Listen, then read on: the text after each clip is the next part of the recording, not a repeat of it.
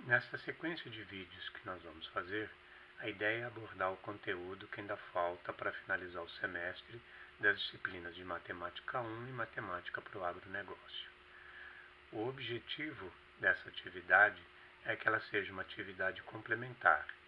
Em nenhum momento essa atividade vai substituir as aulas que ainda faltam para a gente terminar o semestre. A ideia é que vocês tenham um contato prévio com o conteúdo para quando a gente voltar às nossas atividades normais, vocês estejam aptos a desenvolver esse conteúdo de maneira mais rápida e sucinta. A ideia é fazer vídeos curtos, onde a gente aborde os aspectos principais de cada um dos tópicos e provavelmente também deixarei algumas atividades complementares no Moodle para que vocês vão completando e aí tirando dúvidas a respeito de cada um dos tópicos. O nosso tópico que ainda está faltando é a parte de matrizes e sistemas lineares, ok?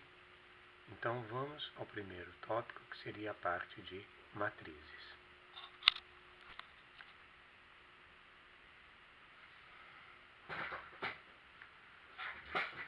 Bom, primeiramente nós vamos começar a ver sobre matrizes. Bom, como é que nós podemos entender uma matriz? Uma matriz pode ser entendida como uma tabela, onde nós vamos ter uma quantidade de linhas e uma quantidade de colunas, e nessa tabela de dupla entrada, onde nós vamos fazer por linha e por coluna, nós representamos os elementos dessa matriz.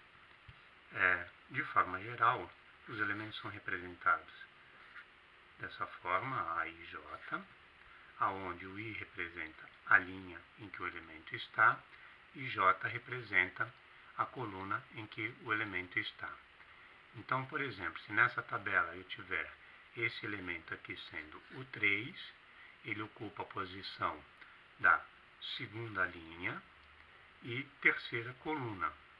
Então, eu tenho o elemento A, 2, 3, que vai ser igual àquele elemento 3 que está ali. Essa ideia de tabela para representar os dados, ela tem aplicação em diversas partes da matemática e do cotidiano. Quando você tem o uso, por exemplo, do Excel, ele nada mais é do que uma tabela de dados, onde os elementos lá são representados só que com outro critério, né? Você tem as linhas numeradas por números e as colunas por letras, e a disposição, né, de cada um dos elementos também é definido pela linha e coluna. De acordo com a quantidade de linhas e colunas, nós definimos aquilo que é a ordem de uma matriz. Por exemplo, uma matriz de ordem 3 por 2, então nós estamos falando de uma matriz que tem 3 linhas e 2 colunas. Então seria uma matriz que teria uma estrutura desse tipo aqui. Uma matriz de ordem 1 por 3, que é chamada matriz linha, é uma matriz em que a gente tem uma única linha com 3 colunas. Então seria uma matriz com essa estrutura aqui. Certo?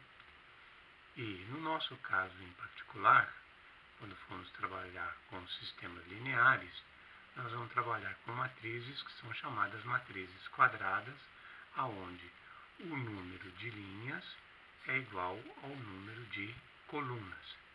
Então seriam matrizes, né, cujo número de linhas é igual ao número de colunas, e aí a gente pode entender por que a gente chama de matriz quadrada. É a mesma quantidade de elementos que você tem numa linha, né, é a mesma quantidade de elementos que você tem numa coluna. Tipos de matrizes. Bom, como nós vamos trabalhar com resolução de sistemas lineares, nós vamos considerar alguns tipos de matrizes e, no caso particular, de matrizes quadradas. Tá? Alguns desses tipos de matrizes também são definidas para matrizes de outra ordem.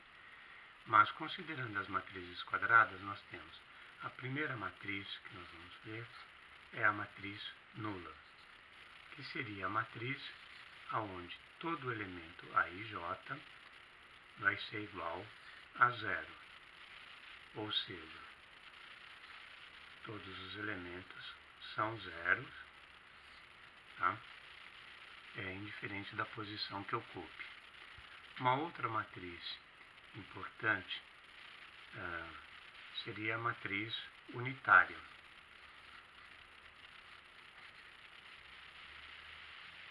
que a gente poderia defini-la da seguinte forma: o elemento aij ele vai ser igual a zero quando i for diferente de j e 1 quando i for igual a j.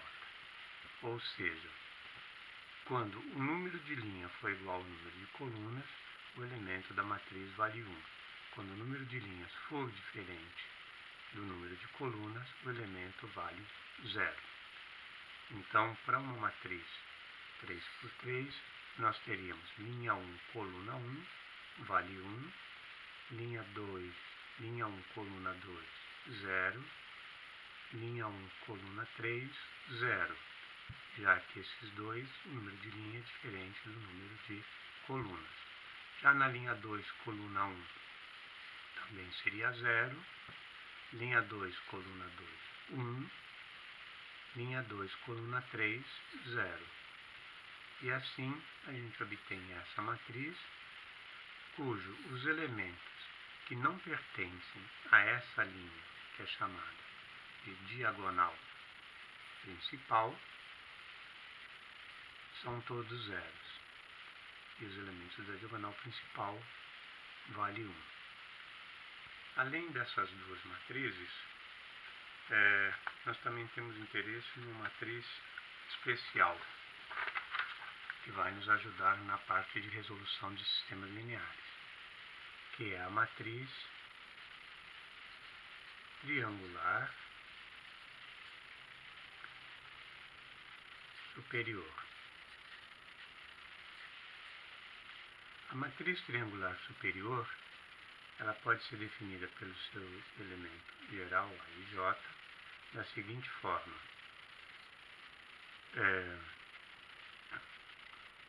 o aij vai ser igual a 0 toda vez que o i for menor que o j.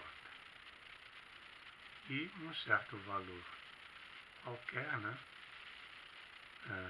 o restante dos casos.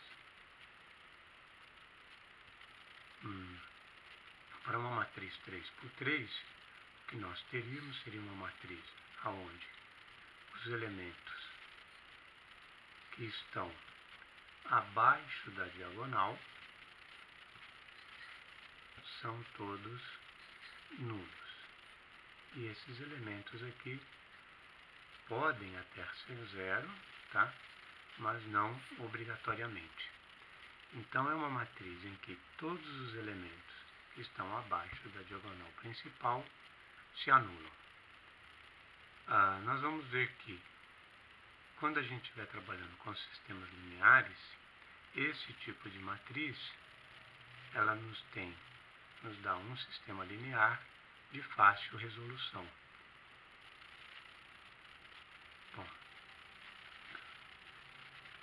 no próximo vídeo, nós vamos falar sobre operações com matrizes.